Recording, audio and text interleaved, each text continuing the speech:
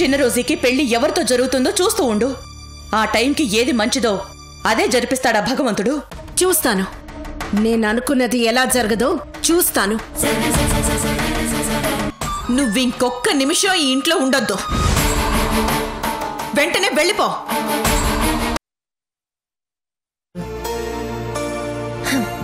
నువ్వు ఇప్పుడు ఇక్కడికి వచ్చి చాలా మంచి పని చేశావు.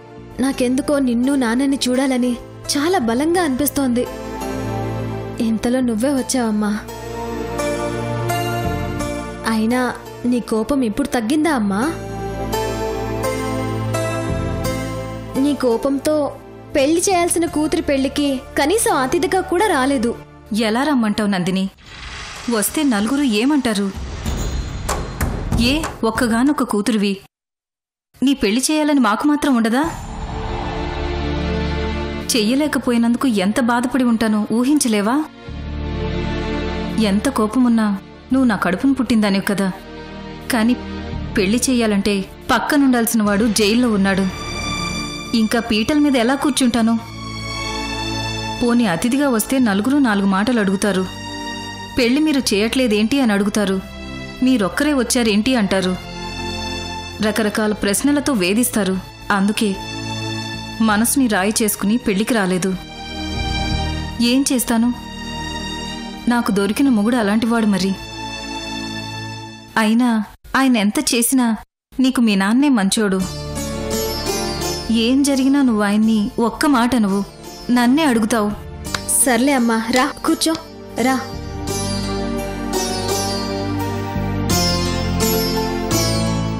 పోన్లే నందిని, నువ్వైనా మంచి మొగుడిని చూసి కట్టుకున్నావు. సిద్ధు చాలా మంచివాడు. నువ్వు సిద్ధుని ప్రేమించినప్పుడు చాలా సంతోషం అనిపించింది. కానీ అతనితో మాటిమాటికి గొడవలు పెట్టుకుంటుంటే నువ్వు అతనికి ఎక్కడ దూరం అయిపోతావో అని చాలా భయపడేదాన్ని. పోనీలే, మొత్తానికి నువ్వు అనుకున్నది సాధించావు. సిద్ధు చాలా మంచివాడు నందిని. అతనితో నువ్వు అస్సలు గొడవ పడొద్దు. ఒక్క మాట కూడా ఎదురు చెప్పొద్దు. నిన్ను బంగారంలా చూసుకుంటాడు. నా మొగుణ్ణి కాకపోయినా నిన్ను చూసుకునైనా ఇక నుంచి నిబ్బరంగా ఉండగలుగుతాను. సర్లే కాని ఒకసారి సిద్ధుని పిలువు నందిని. మీ ఇద్దరిని పక్కపక్కనే నిలబెట్టి కళ్ళారా చూసుకుంటాను. మీ ఇద్దరిని ఒక ఫోటో తీసి మీ నాన్నకి చూపిస్తానమ్మా.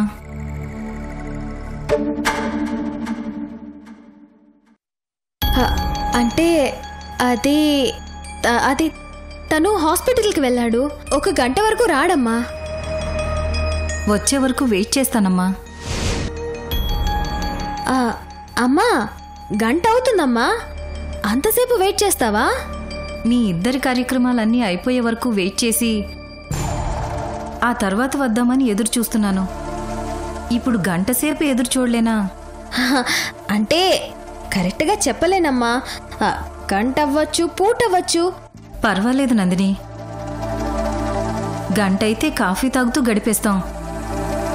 పూటైతే భోజనం కూడా చేస్తాం. ఏ నీ ఇంట్లో కన్నతల్లికి భోజనం కూడా పెట్టవా? ఎందుకు పెట్టనమ్మా? భోంచేస్తే వెళ్దు గాని. కానీ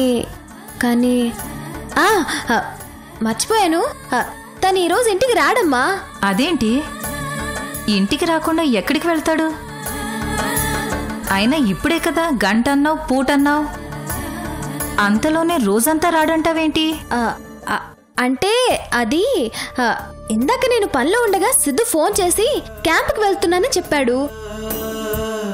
నేను పని హడావుడిలో మర్చిపోయి సరిగా వినిపించుకోలేదు.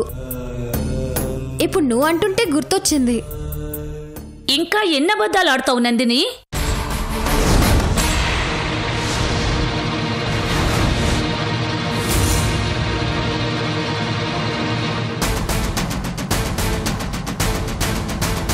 ఏంటి వదిన గారు, ఏంటి మీరనేది? నిజం వదిన గారు, మీ అమ్మాయి అబద్ధాలు చెప్తోంది. అత్తయ్యగారు, నేనబద్ధాలు చెప్పడం ఏంటి?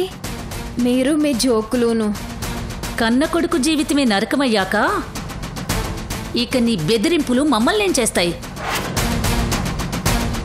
ఏంటి వదిన గారు, మీరేమంటున్నారో నాకు అర్థం కావట్లేదు. ఇందులో అర్థం కాకపోవడానికి ఏముందమ్మా? ఈ మహాతల్లి నా కొడుకును ప్రేమించడమే మాకు ఇష్టం లేదు, పెళ్లి చేసుకోవడం అసలు ఇష్టం లేదు. కానీ పెళ్లి చేసుకోక తప్పలేదు. ఏదోలే పెళ్లి అలా జరిగిపోయింది కదా, ఇహ నుంచైనా మంచితనంతో సంతోషంగా ఉంటుంది కదా అనుకున్నాం. కానీ రాక్షసి నా కొడుకును మొదటి రాత్రే ఇంటి నుంచి పారిపోయేలా చేసింది. బంగారం లాంటి నా కొడుకు జీవితంలోకి దెయ్యంలా దాపురించింది.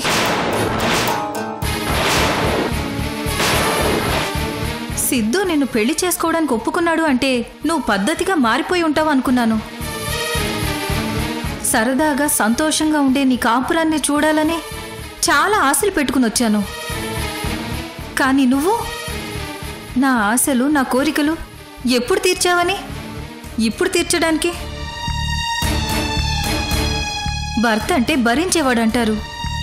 సిద్ధు లాంటి మంచివాడే నిన్ను భరించలేనంతగా తయారయ్యావంటే తర్వాత నీ జీవితం నీకే భరించలేనట్టుగా తయారవుతుంది.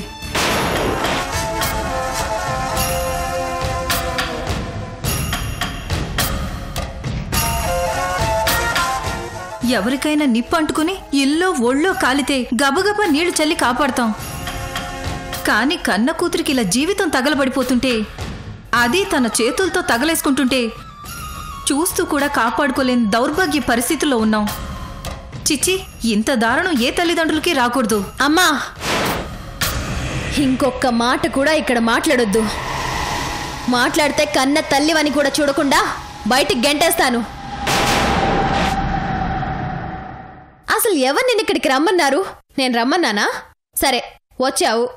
వచ్చిన దానివి సరదాగా 4 మాటలు మాట్లాడి వెళ్ళావా అన్నట్టు ఉండాలి గాని, అల్లుడున్నాడా, వాళ్ళ మధ్య మంచి రిలేషన్ ఉందా, అవన్నీ నీకెందుకమ్మా? అవును, మీరేంటి ఎక్స్ట్రా చేస్తున్నారు? తెగించేసి తెడ్డే లింగం అంటే నేను తలంచుకుని వెళ్ళిపోతాననుకుంటున్నారా? తాట తీస్తా. నందిని, ఏంటా మాటలు? వాళ్ళు నీ అత్తామామలు, ఇది నీ అత్తారిల్లు. ఇక్కడ నువ్వు అణుకువతో వినయంతో ఉండాలి. ఆవకాయ బద్దేం కాదు. ఇది ఎవరిల్లు కాదు, నా మొగుడిల్లు. అంటే నా ఇల్లు. నా ఇంటికొచ్చి నన్నే మాటలనడానికి మీరెవరమ్మా? నేను నీ కన్న తల్లినమ్మా, మర్చిపోకు నందిని. గుర్తుండబట్టే కదా అమ్మా అని పిలుస్తున్నాను. కూతురింటికి రావాలని రూల్ ఏమన్నా ఉందా? వచ్చినా కూతురికి అల్లుడికి 100 గొడవలుంటాయి. ఎన్ని గొడవలున్నా మేం పడతాం, తర్వాత సర్దుకుంటాం. వచ్చి అవన్నీ అడగడానికి మీరెవరు? ఏ సంతోషంగా ఉన్నప్పుడు ఎవరైనా వచ్చి అడుగుతున్నారా? మీరు సంతోషంగా ఉంటే తల్లిదండ్రులకి సంతోషంగా ఉంటుంది. చూసి ఎంతో సంతోషిస్తారు. అలాగే మేం బాధలో ఉన్నప్పుడు మీరు బాధపడండి, ఎవరొద్దన్నారు? సంతోషాన్ని సైలెంట్గా అనుభవించి బాధ ఎందుకు బయట పెడతారు? చూడమ్మా, ఎప్పుడైనా నీకు నన్ను చూడాలనిపించిందనుకో, ఇక్కడికి రాకు. నాకు ఫోన్ చేయి, నేనే వస్తాను. ఇంకా నిన్ను చూడాలనిపిస్తుందని ఎలా అనుకుంటున్నావు? కన్నవాళ్ళకి, కట్టుకున్నవాడికి, అత్తామామలకి గౌరవం ఇవ్వని నీ ఇంటికి నేనే కాదు, ఒక్కసారి అడుగుపెట్టిన ఏ మర్యాదస్తులు మళ్ళీ అడుగుపెట్టరు. ఇంకా మళ్ళీ నీ మొహం చూస్తానని అనుకోకు. వెళ్తాను.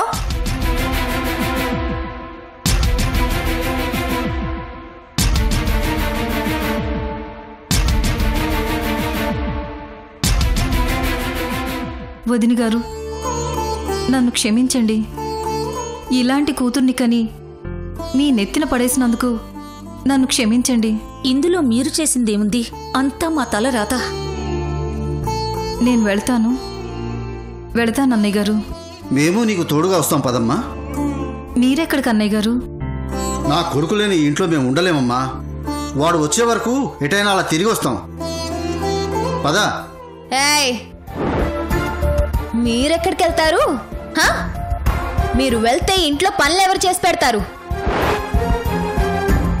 అమ్మా వాళ్ళెక్కడికి వెళ్ళరు. కావాలంటే నీకు తోడొచ్చి నిన్నింటి వరకు దిగబెడతారు. సాయంత్రం నేను ఆఫీస్ నుంచి వచ్చేసరికి ఇంట్లో ఉండాలి. ఏంటి ఉంటారుగా? ఓకే, వెళ్ళండి.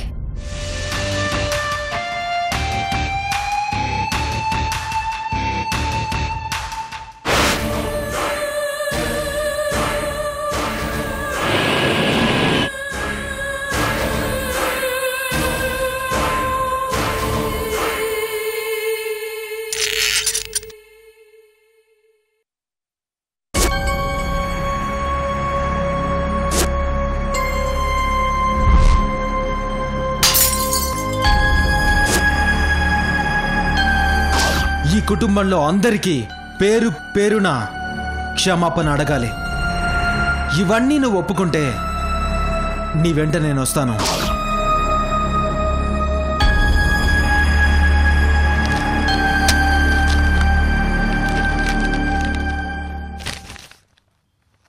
మే I come in madam?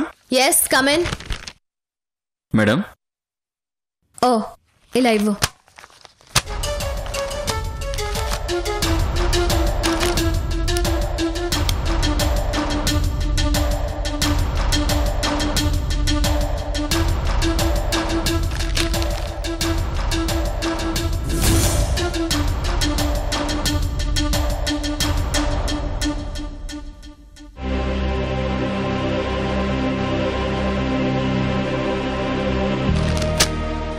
Thank you madam.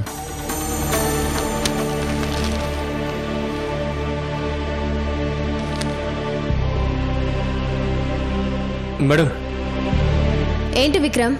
మీరు వెంటనే ఒక పని చేయాలి మేడం. ఏంటి విక్రమ్, ఏమైంది? మీరు వెంటనే సిద్ధు గారిని ఇంటికి తీసుకొచ్చేయాలి మేడం. ఏమైంది? ఏం లేదు మేడం, ముందు మీరు ఆ పని చేయండి. ఏమైందో చెప్పు విక్రమ్. అది వద్దు మేడం, చెప్తే మీరు బాధపడతారు. చెప్పు విక్రమ్. మేడం, అది వద్దు మేడం, చెప్తే మీరు కొడతారు. ఇప్పుడు చెప్పకపోతే కొడతాను. విసిగించకుండా చెప్పు, ఏమైంది? మేడం, అది మన స్టాఫ్ మన స్టాఫ్కి ఏమైంది? మన స్టాఫ్లో కొంతమంది మీ గురించి చెప్పు.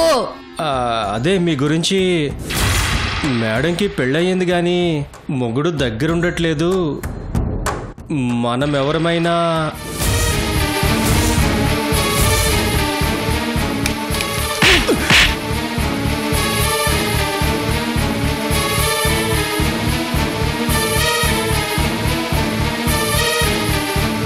నేను చెప్పాను కదా మేడం, చెప్తే మీరు కొడతారని. నేను కొట్టింది నువ్వు చెప్పినందుకు కాదు, అన్న వెంటనే అన్నవాణ్ణి కొట్టి నా ముందు నిలబెట్టినందుకు. వెళ్ళు.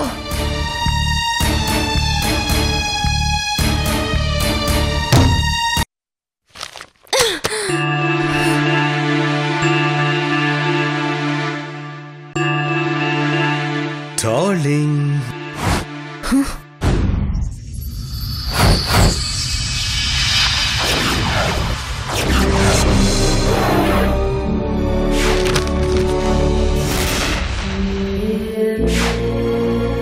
ఏంటి డార్లింగ్ ఇది? ఇలాంటి మాటలు అనిపించుకోవడం నీకు అవసరమా? ఆఫ్టర్ ఆల్ నీ దగ్గర పనిచేసే వాళ్ళు కూడా నీ మీద పంచలేస్తున్నారు. లేదు డార్లింగ్, నా డార్లింగ్ని నేను ఇలా చూడాలనుకోలేదు, ఎక్కడో చూడాలనుకున్నాను. చచ్చా, వద్దు డార్లింగ్, నీకు ఈ మాటలు ఈ అవమానాలు వద్దు. పద, మనం ఇక్కడి నుంచి వెళ్ళిపోదాం.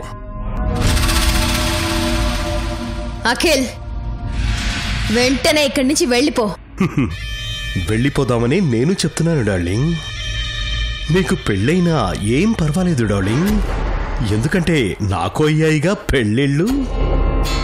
కాకపోతే నేను సంసారం చేశాను, నువ్వు చెయ్యలేదు అంతే.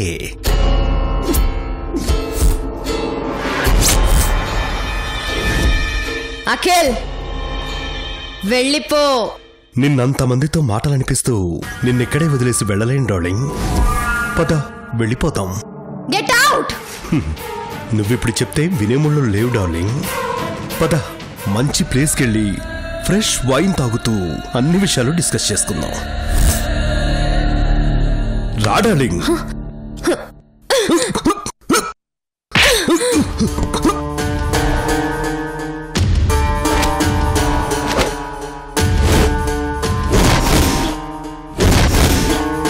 Get out. I said get out. పోరా బయటికి.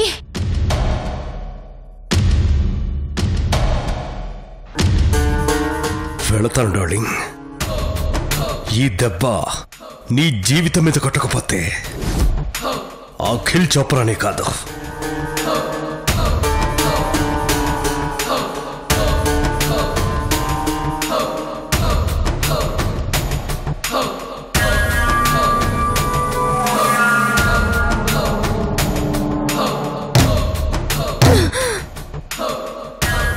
సిద్ధు నా పక్కన లేకపోతే నా పక్కన నిలబడ్డానికి కూడా భయపడేవాళ్ళు నా మీదే జోకులు వేస్తున్నారు. నో, వెంటనే సిద్ధుని నా దగ్గరికి తీసుకొచ్చేయాలి.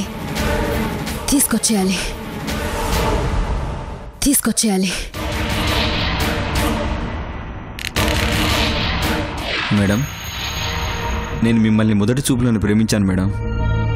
నేను మిమ్మల్ని పెళ్లి చేసుకుంటాను మేడం.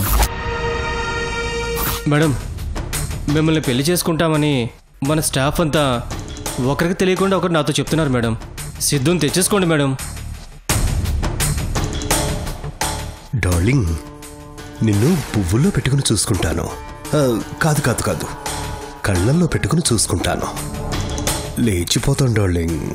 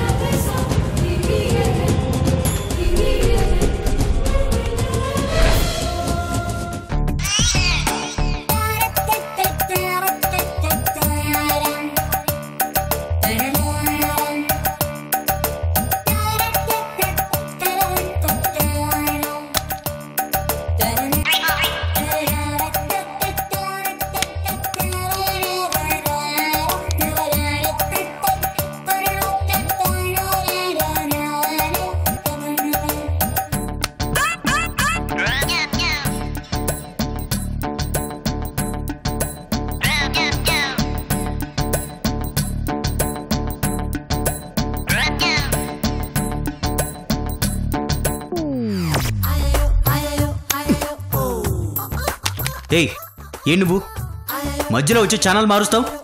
ఏ చూసేవాళ్ళ పిచ్చోళ్ళ? అదేమో నాకు తెలీదు.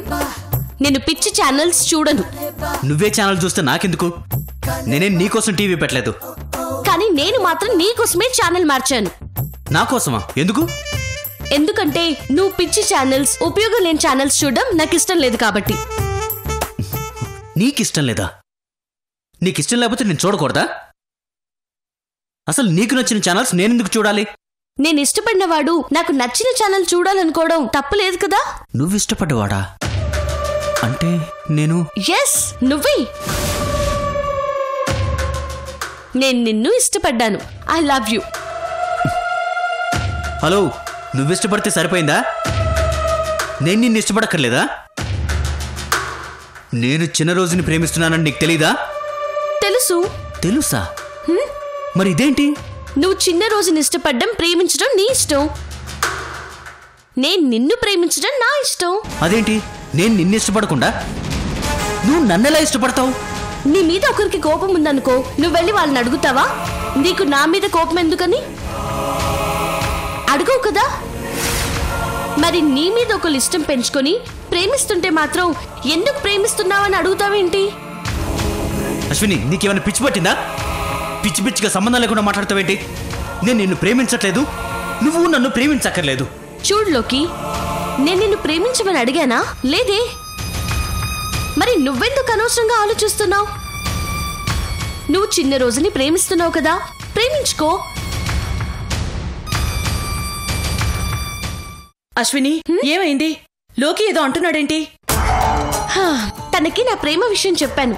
త్వరలోనే పెళ్లి చేసుకోబోతున్నామని చెప్పాను.